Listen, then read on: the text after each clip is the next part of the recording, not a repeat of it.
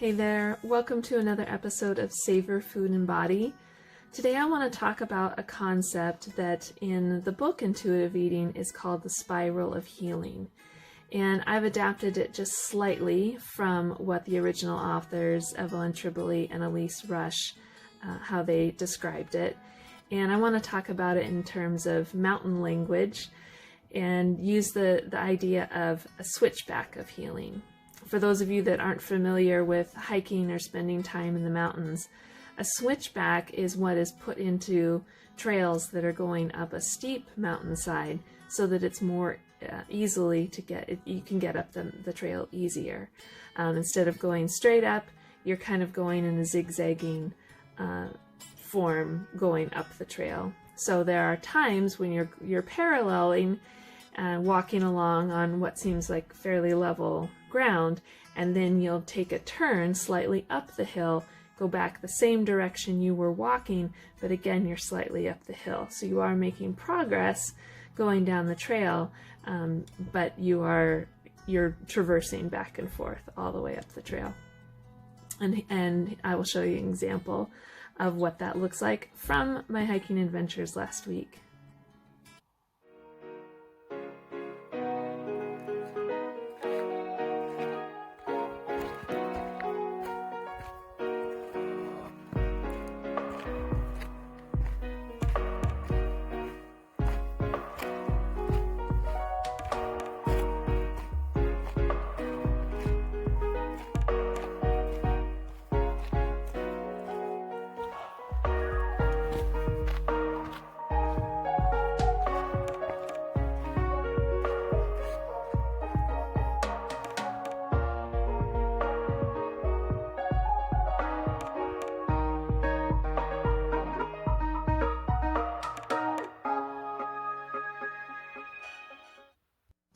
Okay, so how does a switchback and hiking apply to intuitive eating and healing your relationship with food in your body?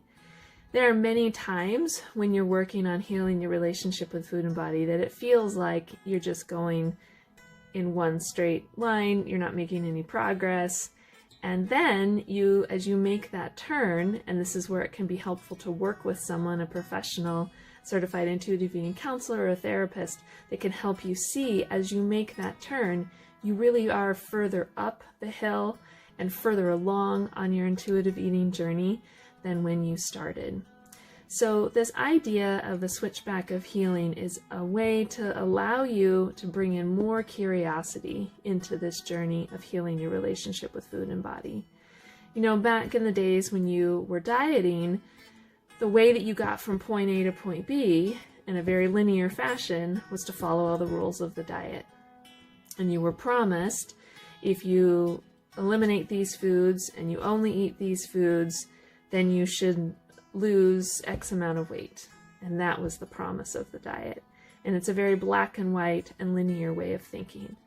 And intuitive eating doesn't work that way, but there's a lot more freedom that comes with releasing that black and white thinking and thinking more in terms of curiosity, compassion, and more of a sense of openness around your eating experiences. So the other piece that, as I was hiking along last week and finishing up the summer and early fall hiking season, that reminded me of the intuitive eating process is the fact that there are just some rocky trails that you hike sometimes, and they're difficult.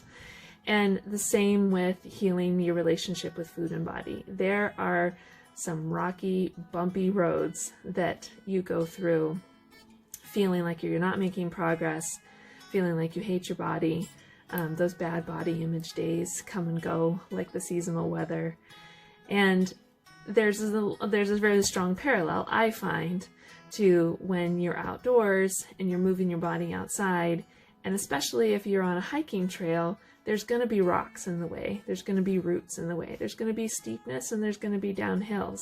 So it's very variable, again, not black and white. And I think that applies really well to our journey in healing our relationship with food in our body. And it is both too, both with your relationship with food, learning how to tune into your hunger, fullness, satisfaction cues, learning to talk to yourself with kindness and compassion. And it also applies to how you're viewing your body too. Like I said, our bad body image days come and go, and how we view our bodies, and that will honestly be there for the rest of our life. It's part of the human experience.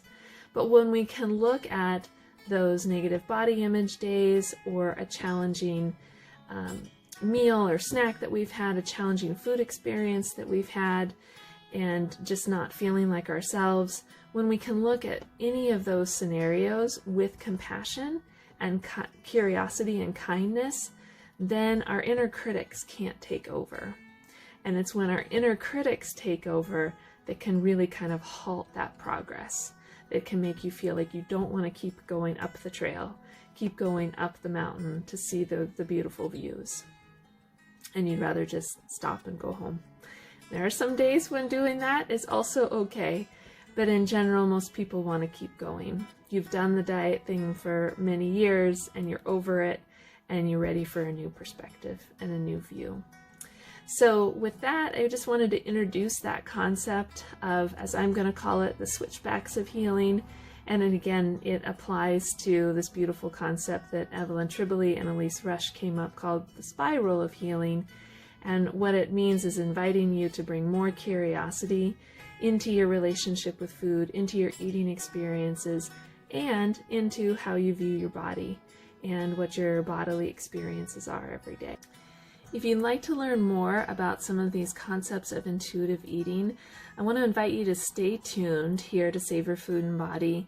And starting in November, I'm going to be doing weekly series on each one of the principles of intuitive eating, digging in a little bit more deeply into what each principle means and how that model can help you recover your life from years of dieting and feeling frustrated with food in your body. So stay tuned for that. I also want to invite you, if you're not already an Alpine Insider, to sign up to become an Alpine Insider simply by going to alpinenutrition.org/contact. And signing up there, you will get access to weekly newsletters. There's also a monthly, more robust newsletter that goes out that includes resources, recipes, and seasonal tips. So if that would be helpful for your Savor Food and Body journey, I invite you to sign up again at alpinenutrition.org/contacts. All right, I'll see you again soon. Take care.